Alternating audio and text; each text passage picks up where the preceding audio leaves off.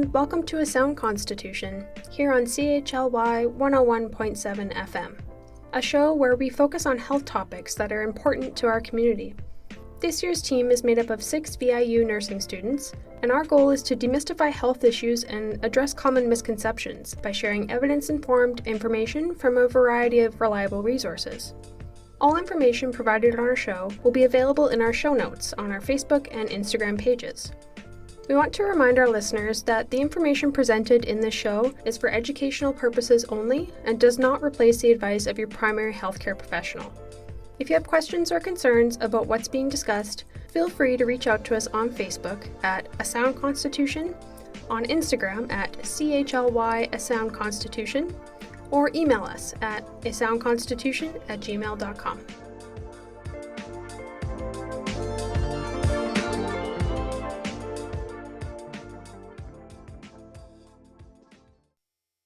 We begin today by acknowledging that we are gathered on the unceded and traditional lands of the Snuneymuxw people, whose rich cultural history continues to inspire and guide us. Our broadcast also extends into the territories of the Coatson and the Sliaman nations. We are deeply thankful for the Snuneymuxw people's enduring connection to this land and for the opportunity to live, learn, and work here today. We make this acknowledgement with a commitment to honor and respect Indigenous cultures, traditions, and histories, and to actively participate in the ongoing work of truth and reconciliation. For more information on the ongoing reconciliation work and land acknowledgement practices of the Snuneymuxw people, we invite you to visit our Facebook, Instagram, and YouTube pages.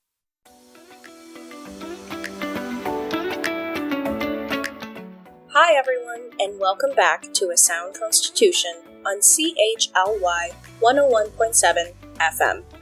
My name is Madison, and today we're exploring a topic that makes a lot of people pause: nursing strikes, job action, and what's really happening inside healthcare when we hear words like bargaining, essential services, or service closures. Now, before you tense up, don't worry. This isn't a political debate. It's an invitation to slow down and actually understand a part of our healthcare system that's often talked about, but rarely explained clearly. Our goal is to demystify what job action looks like in healthcare, why it happens, and what it means for patients and communities here in BC and on Vancouver Island. Because the word strike can be a charged one. It can bring up images of chaos, closed doors, or care grinding to a halt, and that can feel frightening. But nursing strikes don't work the way many people imagine. In Canada, essential services stay open. Nurses remain accountable to their professional and ethical standards. And when job action happens, it's usually a sign of deeper issues in the system, not a sign of nurses walking away from care. So today, we're unpacking the full picture. First, we'll start with the basics. What a nursing strike actually is, what it isn't, and how it works within BC's legal and ethical framework. We'll look at how care is protected, how essential services are staffed, and why strikes in healthcare look nothing like what most of us picture. Then, we'll step back into time and explore 40 years of the BC Nurses Union history, how the BCNU was formed, how nurses organized for safe working conditions, and how decades of advocacy shaped the landscape we work within today. From there, we'll shift into the human side of the story with a clip from Christy Watson's TED Talk where she speaks beautifully about compassion, burnout, and what nurses carry into every shift. It's grounding, emotional, and it reminds us why safe working conditions aren't just labor issues, they're human issues. After that, we'll dive into the research. Why nurses strike? We'll look at evidence on unsafe staffing, burnout, turnover, missed care, patient outcomes, and the cycle that pushes a system toward job action when every other avenue for change has been exhausted. Then we'll break down what unions like BCNU actually do during bargaining and job action, how they use data, how they collaborate with employers and labor relations boards, to maintain essential services and how they support nurses to speak up about unsafe conditions without fear of retaliation. And finally, we'll bring everything back to our own region. We'll look closely at the recent temporary closure of the ICU at West Coast General Hospital in Port Alberni, why it happened, what it means for patients, and how staffing shortages, recruitment challenges, and burnout ripple through small communities. It's a real-world example of the system pressures we've been talking about, and it shows why safe staffing isn't just a labor conversation, it's a community one. So as we move through today's episode, we invite you to listen with curiosity. Nurses don't push for change because they've stopped caring. They do it because they care deeply about safety, quality, and the future of the system we all depend on. So grab a tea, a coffee, or take us with you on a walk through nature and join us as we explore nursing not just as headlines, but as part of a bigger conversation about how to build a safer, stronger, and more sustainable healthcare system for everyone.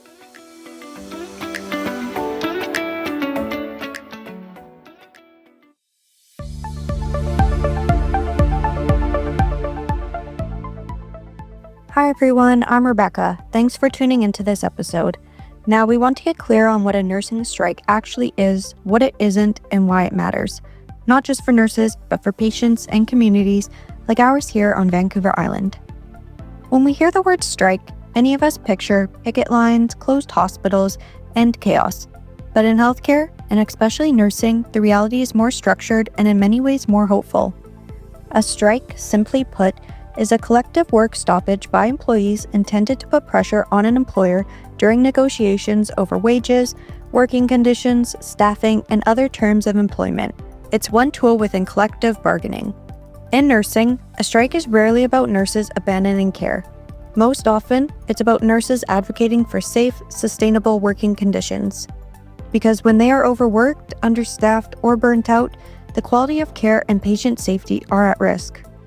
In Canada, each province regulates labor relations differently, but accountability to patients remains a core focus. For example, the College of Nurses of Ontario reminds nurses that the safety and well-being of clients is of primary concern, and that nurses must make all reasonable efforts to maintain client safety and provide essential services during any job action. The National Code of Ethics for Registered Nurses also states that nurses planning or participating in job action have an ethical obligation to safeguard the health and safety of the people in their care throughout the strike or labor disruption.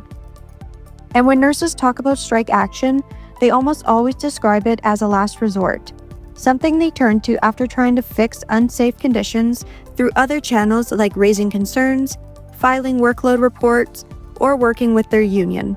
Nurses who support job action often say they do it not because they've stopped caring, but because they care so deeply about patients, colleagues, and the future of the system.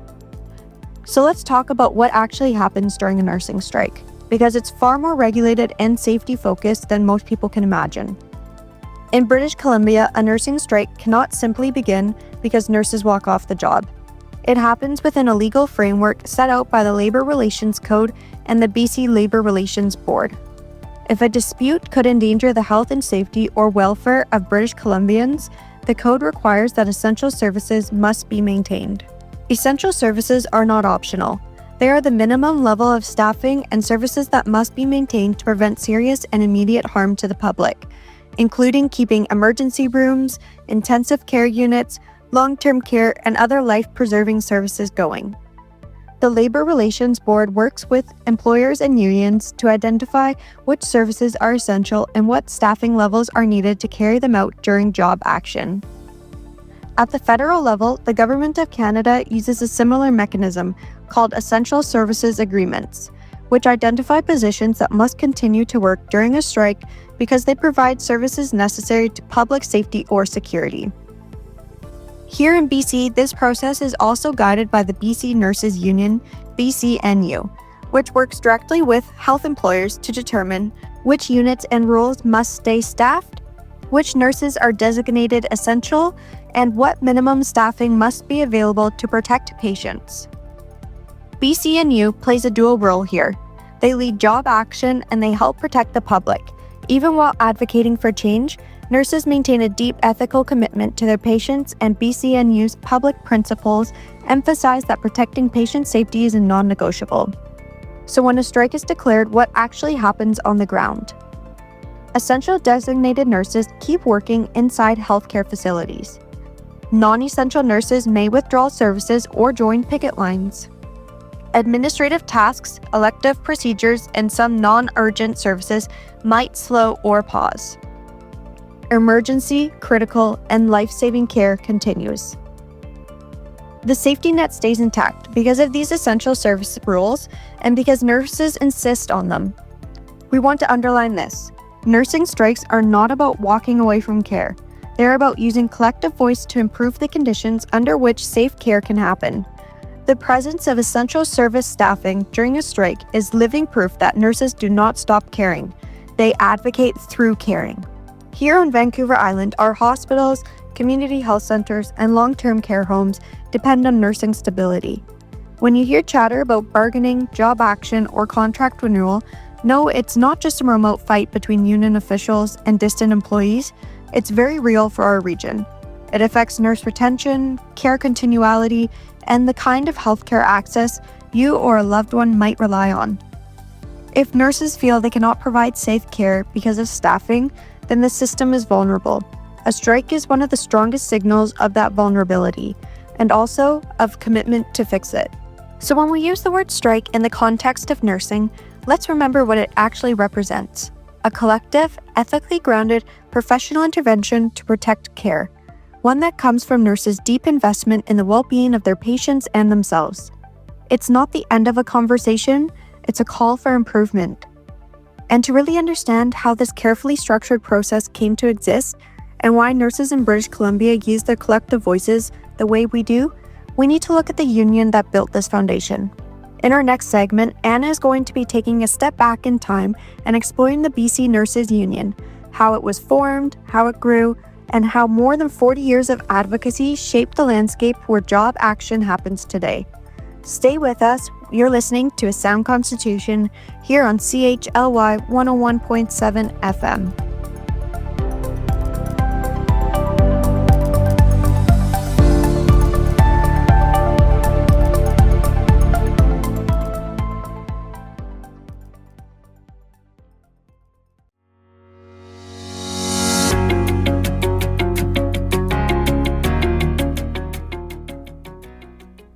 Thanks, Rebecca. Before we get into the details of bargaining and job action, I want to talk about the union behind so much of this work in BC, the BC Nurses Union. Their story helps us understand why nurses organize, why they advocate, and how collective action has shaped the patient care landscape in British Columbia. The BCNU story begins in 1981 when 200 nurses gathered at the Empress Hotel in Victoria for the union's founding convention. They made the decision to form an independent union focused on nurses' working conditions and rights, separate from the professional regulatory body that had previously represented nurses and labor issues. They didn't know exactly how it would unfold, but they knew two things. Nurses needed stronger voice, and they needed a structure that separated professional regulation from labor rights. That decision, made right here on the island in Victoria, created the BC Nurses Union as we know it today. When the BCNU was established, it represented around 16,000 nurses across the province. Today, BCNU represents more than 50,000 members, most covered by a single provincial contract that often sets the standard for nurses in private facilities as well. Now, that growth didn't just happen because the workforce got bigger. It happened because nurses across hospitals, long-term care, community health, and mental health recognized the power of a unified voice. Nurses chose unionization. They chose collective representation because they saw what could happen when they acted together. One part of this history that doesn't get talked about enough is how BCNU organized both public sector and private sector nurses. In the early 1980s, BCNU campaigned to organize nurses in private long-term care. At facilities like Carleton Private Hospital, nurses took job action to address poor working conditions and pay gaps. Their efforts helped secure wage parity with hospital nurses and improve long-term care labor standards. Word of those gains spread, and the BCNU went to organize hundreds of nurses in many more facilities. In 1989, BC experienced one of the most significant nursing strikes in its history. Negotiations had broken down, nurses were frustrated with the workload, pay disparities, and practice and safety issues. Over the course of the strike, 69 healthcare facilities across the province ended up being behind picket lines, while essential service agreements ensured that emergency and life-saving care continued. The strike led to an overall wage increase of about 20.9% and cemented the idea that nurses' labor and expertise are indispensable to the system. Over time, something interesting emerged from member surveys. Nurses consistently said that while wages matter, workload and practice conditions matter even more. They wanted staffing levels that allowed them to provide safe care, time for assessment and education, and the ability to practice without rushing every interaction. BCNU's advocacy hasn't stopped at wages and staffing. The union has taken positions on protecting publicly funded healthcare and has worked on equity, diversity, and inclusion within its own membership. Leaders like former President Deborah McPherson have talked about both the challenges and progress in organizing racialized nurses, addressing discrimination, and supporting LGBTQ2S+ rights in healthcare and in the union itself. There's a proverb that BCNU often uses: if you want to go fast, go alone. If you want to go far, go together. That captures what the BC Nurses Union has stood for more than 40 years. It isn't just a negotiation machine, it's a collective voice. It's nurses shaping the conditions under which they care for our communities, and it's a vehicle for change, imperfect, evolving, but grounded in the belief that nurses deserve respect, safety, and definitely a seat at the table. So as we move through this episode, and we talk about what strikes look like, why they happen, and how they affect the system, keep this history in mind. Nursing job action in BC didn't appear out of nowhere. It comes from decades of advocacy for safer staffing and a healthcare system that nurses can actually work in and that patients can trust.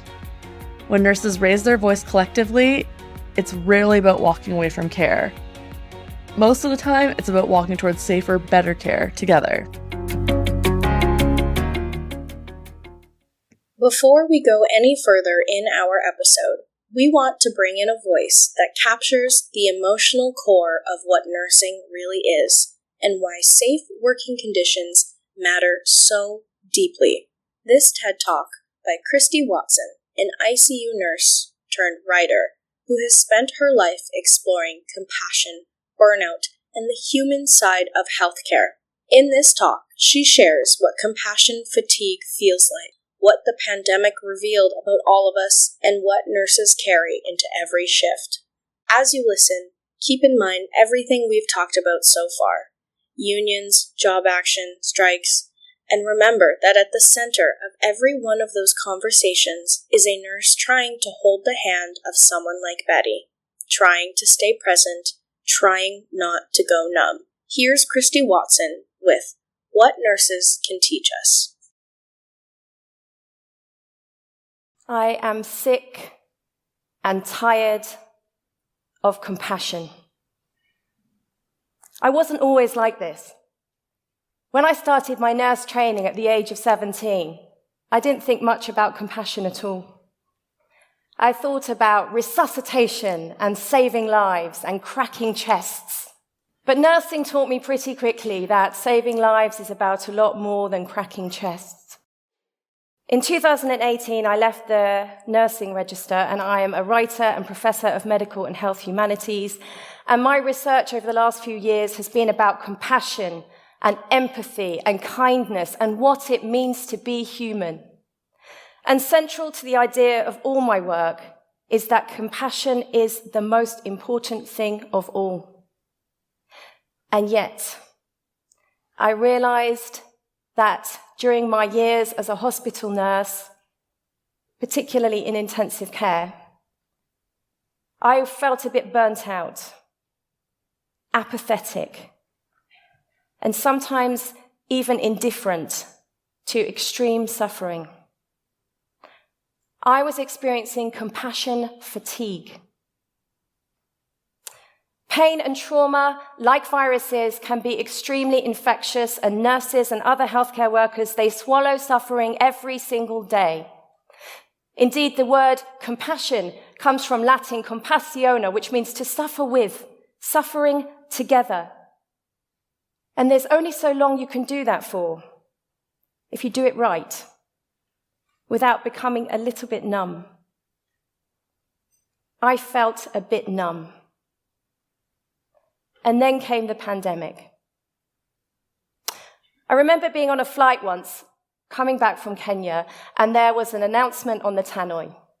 Is there a doctor or nurse on board the plane? I looked around. Nothing. And then the announcement again. Is there a nurse or doctor on board the plane? Please make yourself known to the cabin crew. Now, I had no intention of making myself known. In fact, I slid down my seat, but the announcement again. And this time the voice was urgent. Is there a healthcare worker on the plane? Please, we need help. We need help. And so I slowly and reluctantly raised my hand. During the first peak of this pandemic, I slowly and I reluctantly raised my hand again, and I returned to clinical work for a short time, and I found myself the lead nurse for compassionate care in one of the field hospitals that had been hastily set up in just 9 days as a COVID ICU.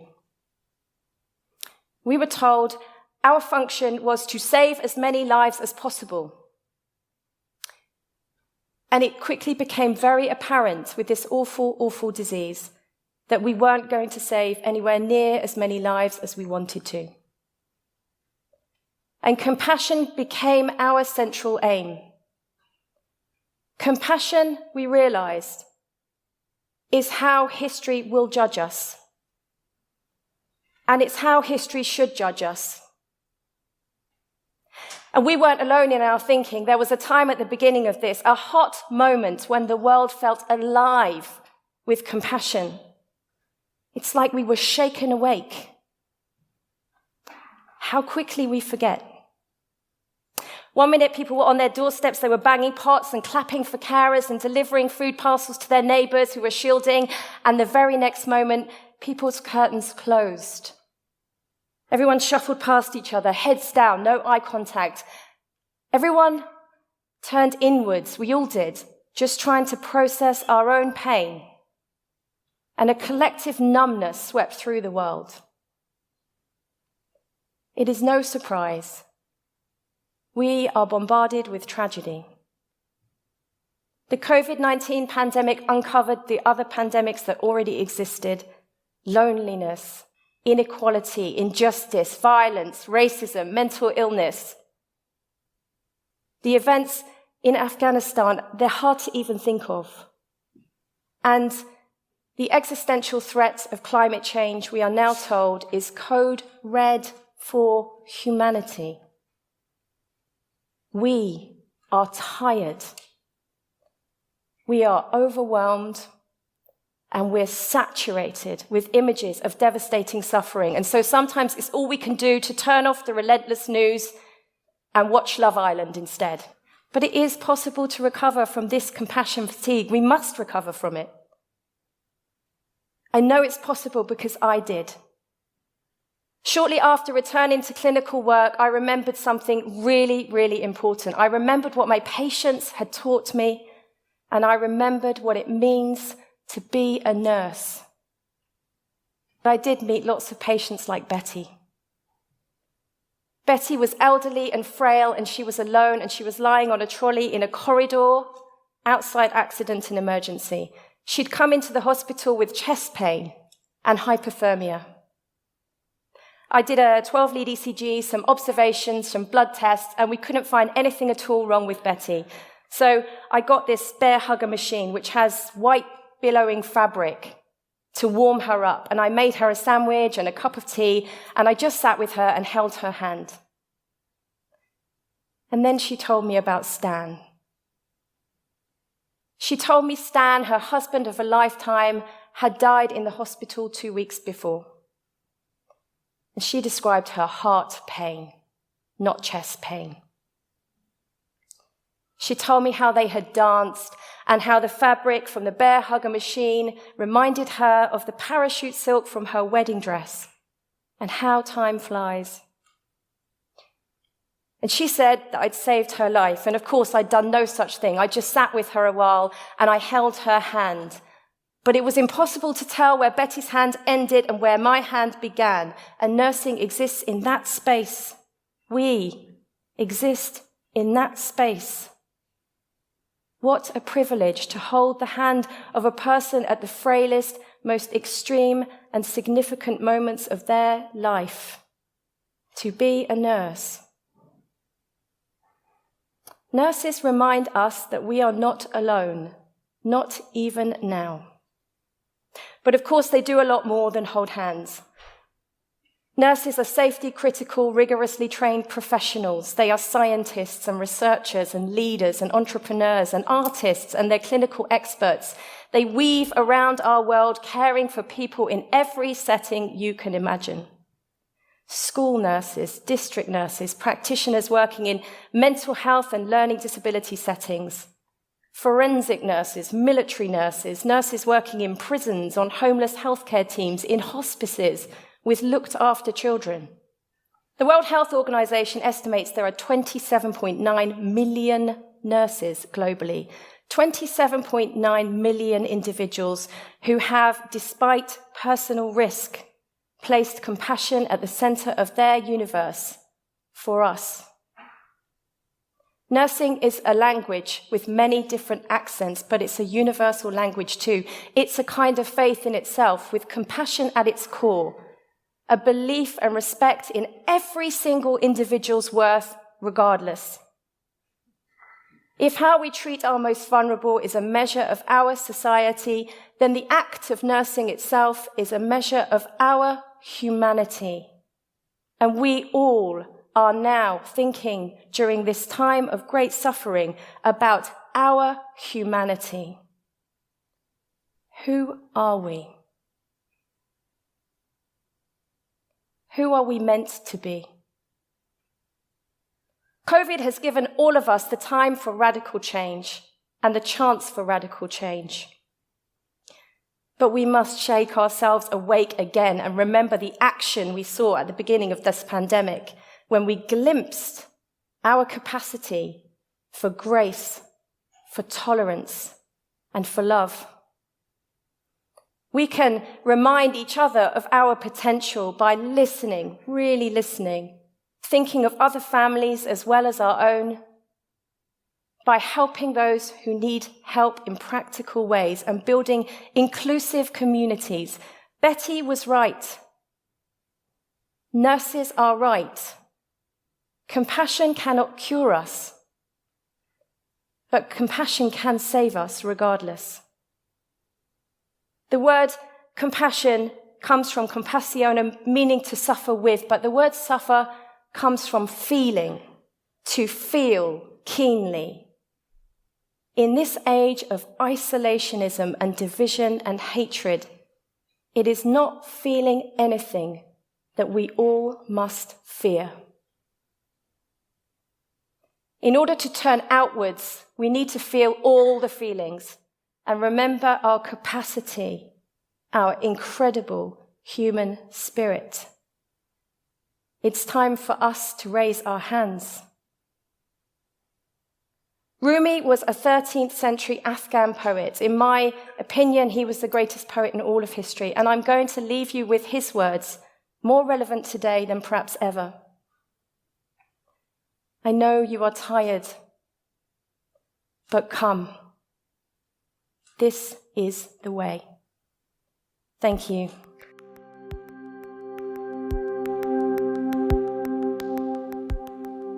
Okay, before we move into this next piece, let's remind ourselves where we've already traveled.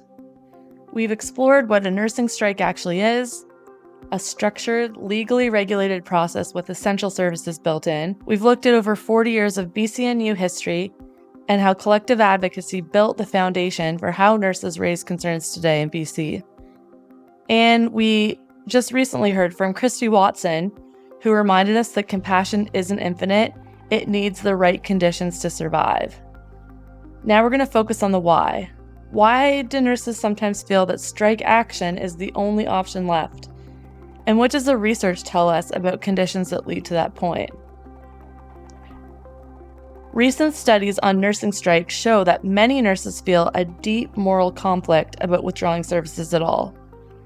A concept analysis from the United States defined nursing strikes as a last resort effort after significant bargaining between nurses and management has failed, and found that participants continued to emphasize their duty to patients even while justifying strike action. That information could be found in the article Nursing Strike America 2019, Concept Analysis to Guide Practice in the Nursing Outlook Journal 2020.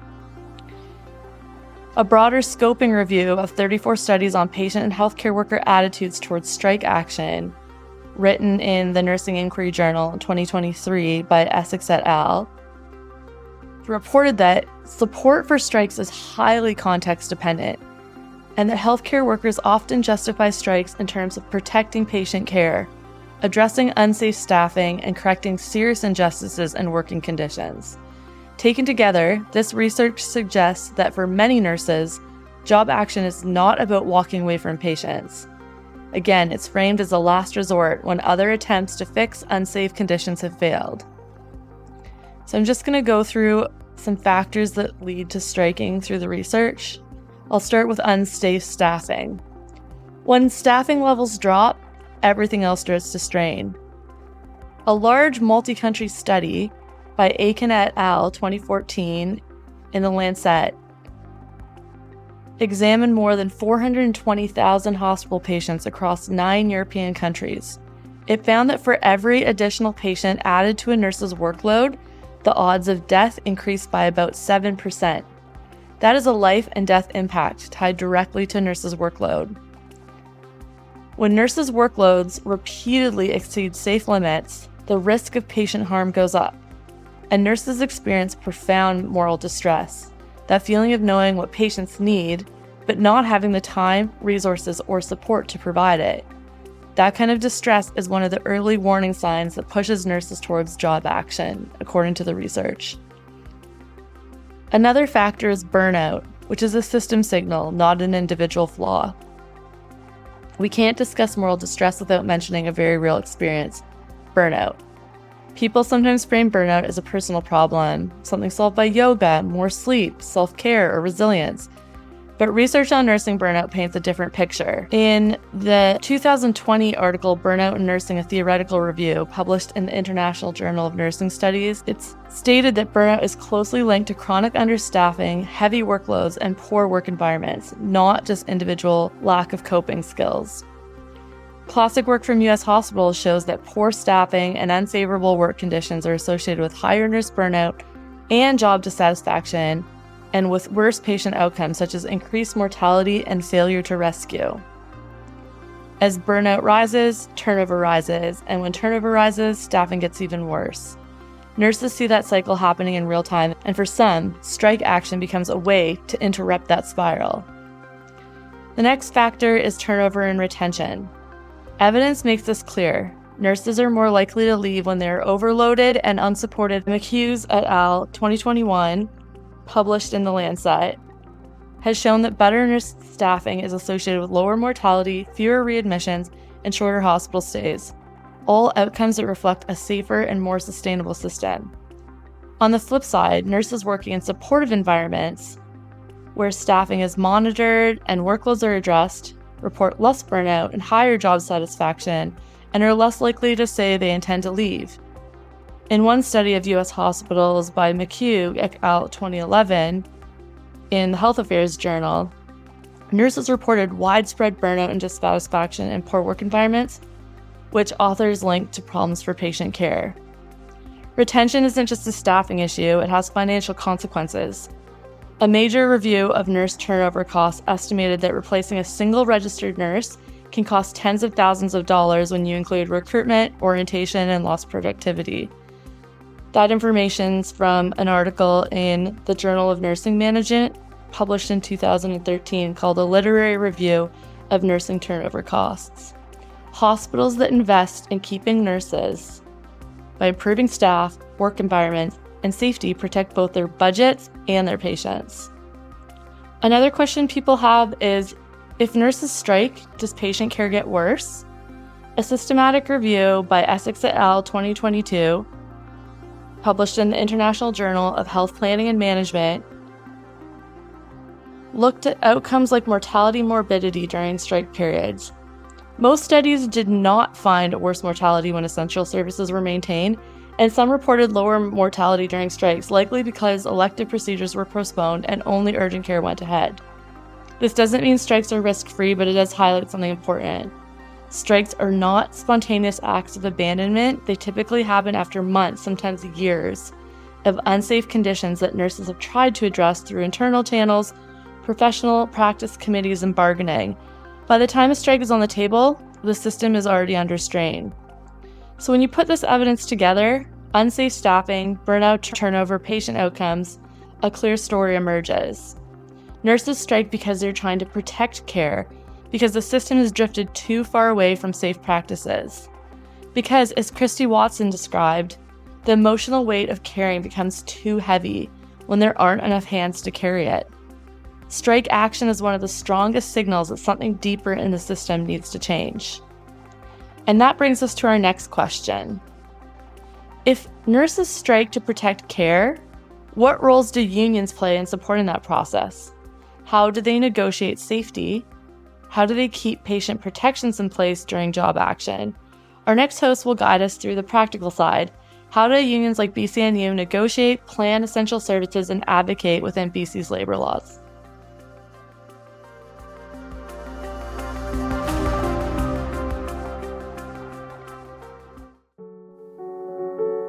Welcome back. I'm Rebecca. You're listening to CHLY 101.7 FM. This is A Sound Constitution.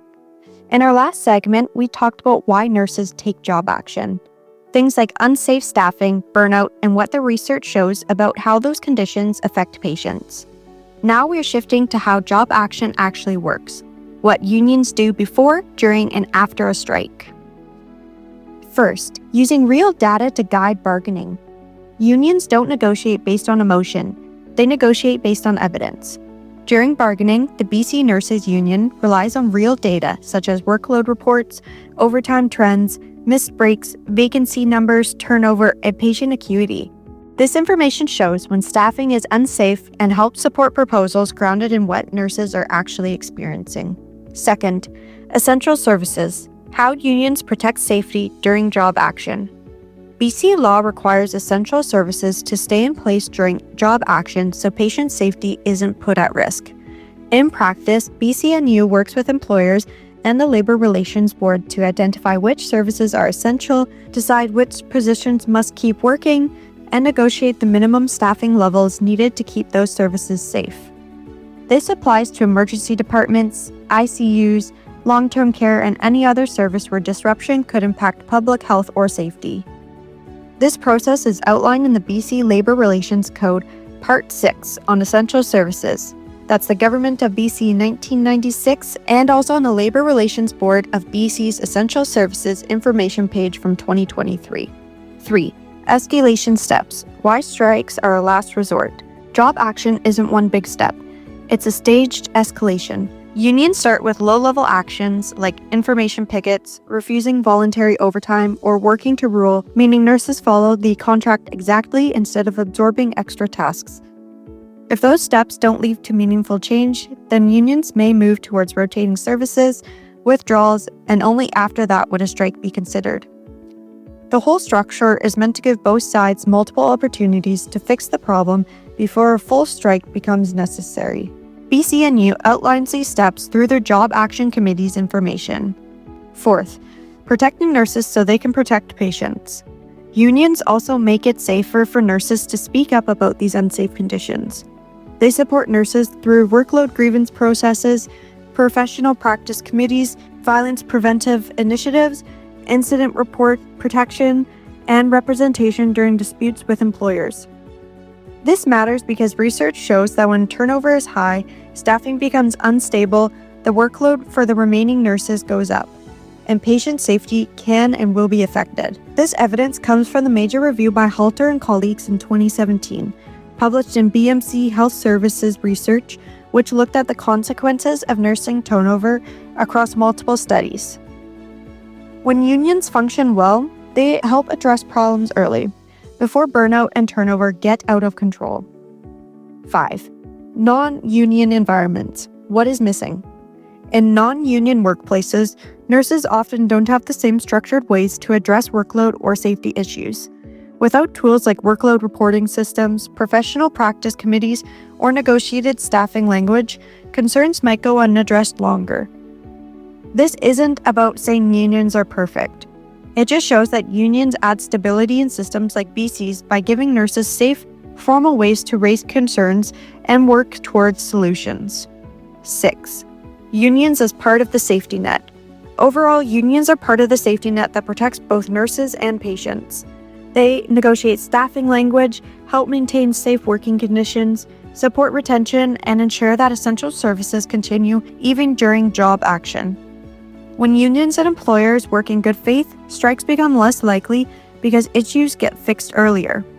And if job action does happen, unions play a central role in making sure it's organized, ethical, and as safe as possible for the public. And all of this connects directly to something happening in our own region. The ICU at West Coast General Hospital recently shut down. This is being recorded in November of 2025.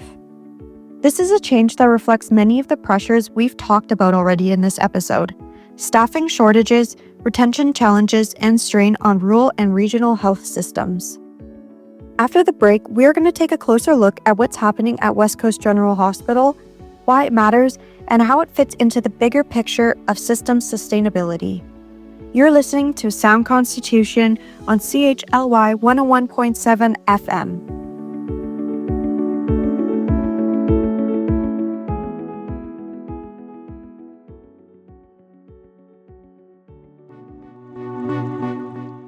Welcome back. So far in this episode, we've talked about what a nursing strike actually is, how unions like BCNU bargain for safer staffing, and how job action is usually a last resort to protect care, not abandon it. For this next part, we want to zoom right into something happening here on Vancouver Island: the temporary closure of the intensive care unit at West Coast General Hospital in Port Alberni, and how it connects to everything we've been talking about today. You may be asking, what actually changed at West Coast General Hospital? On November 19, 2025, Island Health announced a temporary service adjustment for the 3-bed ICU at West Coast General Hospital. Starting November 20th, the ICU stopped admitting new critical care patients because there simply aren't enough specialty-trained nurses and physicians to safely staff it. The key thing to know is this: the emergency department is still open. People in Port Alberni should still call 911 or go to West Coast General Hospital if they need emergency care. Patients who need intensive care will be stabilized in Port Alberni, then transferred most often to the larger ICU at Nanaimo Regional General Hospital. Island Health describes this as a temporary measure until adequate nursing, allied health, and physician staffing levels are in place for the ICU. Before the closure, West Coast General's ICU admitted, on average, about 1 patient every 2 days, and roughly 30% of patients who needed ICU-level care were already being transferred to other hospitals for a higher level of care. So, in some ways, the transfer pattern isn't new. What is new is that now all patients who need intensive care must be transferred out. What does this mean for patients and families? For people in Port Alberni and the West Coast communities West Coast General serves, this kind of change lands hard. Hashiltsa, the local Nuchanot newspaper, reported that anyone arriving at West Coast General Hospital with life-threatening conditions will now be stabilized and then transported by BC Emergency Health Services, either by ground ambulance or helicopter, to another ICU, most often Nanaimo. The emergency department at West Coast General Hospital still sees more than 50 patients a day on average, and it remains open with internal medicine physicians supporting care. But transfers come with real-life consequences. Longer travel for patients and families, more pressure on ambulance services that are already stretched. The Hashiltsa reminded readers that last year, Port Alberni RCMP had to drive a stabbing victim to hospital themselves when no ambulance was immediately available. This is also extremely emotionally straining for being treated far from home, especially for rural, remote, and Indigenous communities who already face barriers to accessing care. BC's Health Minister, who is also the local MLA, has acknowledged how stressful this is and has said, "We need more staff in Port Alberni as soon as possible." So this isn't just a technical service change, it's a lived experience of the healthcare staffing crisis we've been talking about throughout the episode. If we zoom out, West Coast General's ICU closure fits a pattern we're seeing across Canada, especially in rural and smaller communities. In a 2018 audit of rural and remote nursing in northern BC, found that one health authority was short about 15% of its rural registered nurse positions. The report linked those shortages to unmet patient needs, safety risks, and nurse burnout. Nationally, the Sustaining Nursing in Canada report describes the situation as a health human resource crisis, driven by chronic understaffing, rising workloads, and poor retention, especially in smaller and rural centres. And Healthcare Excellence Canada, in its policy guidance on emergency department closures, notes that in northern, rural, and remote communities, the loss of even one vital team member can be enough to trigger service disruptions like temporary closures. In other words, when you only have a small number of ICU-trained nurses and physicians, losing even a few can push a unit past the point of safe staffing. That's essentially what Island Health and frontline physicians are describing in Port Alberni, a shortage of specialty-trained ICU staff that makes it unsafe to keep admitting patients locally. At the same time, federal and provincial documents are crystal clear that nurses are facing high rates of burnout, stress, anxiety, and depression linked to heavy workloads and staffing shortages. So you can almost see the chain reaction. Not enough staff means remaining staff take on heavier workloads, leading to burnout and turnover increase. Recruitment can't keep up, and services like ICUs or rural ERs become harder to sustain. And this isn't only a Port Alberni story.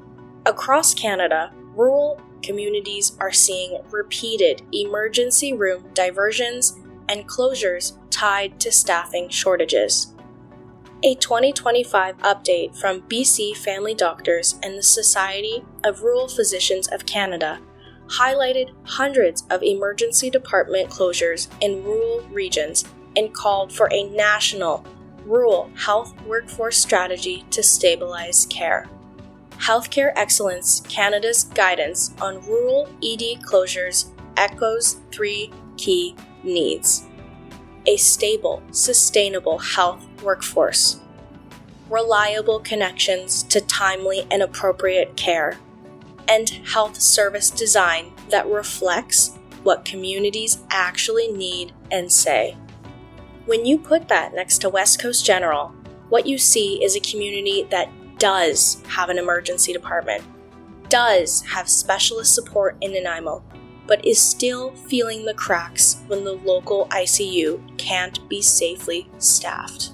So what does all of this have to do with nurses, unions, and strikes, the focus of our episode today? Earlier, we talked about how unsafe staffing, burnout, and turnover are some of the strongest predictors of both patient risk and nurse job dissatisfaction.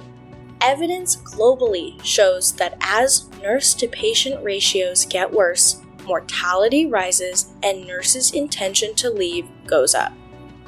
It's not just a problem in Canada. This is an issue everywhere. We also talked about unions as part of the safety net, negotiating staffing language, advocating for retention, and sometimes taking job action when other levers fail. The West Coast General ICU situation is what it looks like when the safety net still isn't strong enough yet. It's not caused by a strike. It is caused by years of difficulty recruiting and retaining enough specialty staff to keep a high acuity service going in a smaller community. When nurses push for safer workloads, better working conditions, and strong retention supports at the bargaining table, or in extreme cases, through job action, they're trying to prevent exactly this kind of scenario, where a community loses local access to critical care services because there simply aren't enough people left to safely staff them. So, in the future, if we ever hear about bargaining or the possibility of job action in BC, please remember this. The alternative to investing in staffing and retention isn't saving money. Sometimes the alternative is losing services altogether. As listeners in the Alberni Valley and across Vancouver Island, you might be wondering, what can we actually do with all of this? Let me offer a few possibilities. Stay informed about what's happening at West Coast General Hospital and listen to the voices of local patients, families, nurses, and physicians. Support the people working in the system, including when they advocate for safer staffing or better retention policies. Recognize that rural and regional hospitals need tailored solutions, not just one-size-fits-all fixes designed for big urban centers. Most of all, we can hold two truths at once. It's scary and frustrating when local services like an ICU close, even temporarily. And the nurses, doctors, paramedics, and allied health staff in Port Alberni are still working incredibly hard to keep people safe when they push for the staffing they need. As we reach the end of this story, we'll bring this conversation full circle, looking at how communities, unions, health authorities, and governments can work together, not just to react to crises like an ICU closure, but to build a healthcare system that's sustainable, safe, and worthy of the people who rely on it every single day.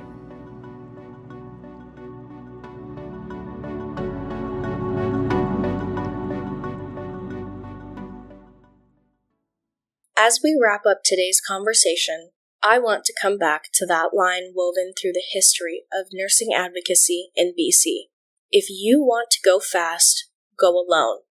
If you want to go far, go together. Nothing meaningful in healthcare happens alone. Nurses don't care for patients alone. They don't fight for safer staffing or better working conditions alone. And they certainly don't shape the future of the healthcare system alone. Every step forward in the last 40 years, every improvement in workload, every gain in safety, every moment where nurses could show up more fully for their patients, came from people choosing to act together. That collaboration isn't only between nurses. It includes families, communities, union leaders, healthcare teams, policymakers, and listeners like you. When we understand what nurses are advocating for, when we stay curious instead of fearful, when we see strikes and bargaining not as a conflict, but as a conversation, we become part of that going far together. So as you head back into your day, I hope you carry this idea with you. Better healthcare isn't something any one person can deliver. It's something we build collectively. Every shift, every voice, every act of solidarity, every moment of listening. Because if we truly want our healthcare system to go far, we're going to have to walk there together. My name is Madison. You just listened to A Sound Constitution here on CHLY 101.7 FM. And thank you for listening to a topic I care deeply about. Until next time. Thank you for listening. For details and show notes from today's episode, or to follow along on what's coming up this season, check out our Facebook page, A Sound Constitution, or our Instagram at CHLY A Sound Constitution. If you missed today's episode, or if you'd like to listen to one of our previous episodes, check us out on Spotify or YouTube at A Sound Constitution. We want to remind our listeners that the information presented in this show is for educational purposes only and does not replace the advice of your primary healthcare professional. Thanks again, and we hope you have a wonderful rest of your day.